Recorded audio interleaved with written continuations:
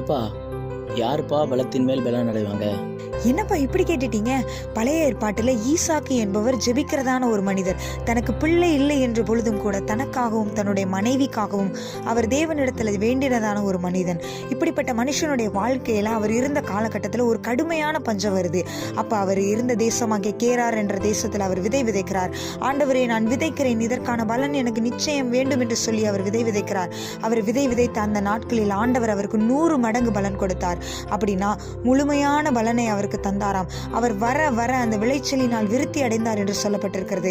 அப்ப யாரு பலத்தின் மேல் பலம் அடைவார்கள் அப்படின்னா, வேத வசனம் இப்படியாக சொல்லப்பட்டிருக்கிறது: உம்மிலே பலன் கொள்ளுகிற மனுஷனும் தன் இருதயங்களில் செவ்வையான வழிகளை கொண்டிருக்கிறவர்களும் பாக்கியவான்கள், அவர்கள் பலத்தின் மேல் பலம் அடைவார்கள் என்று சொல்லப்பட்டிருக்கிறது.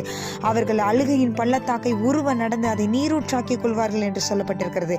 அப்ப இன்றைய நாட்களிலும் கூட ஒருவேளை கடுமையான வறுமை போன்ற சூழ்நிலை, அழுகையின் பள்ளத்தாக்கு போன்ற சூழ்நிலையில இருந்து கொண்டிருந்தா, உங்களுடைய வாழ்க்கையை தான் தேவன் பலத்தின் மேல் பலம் அடைய செய்வார்.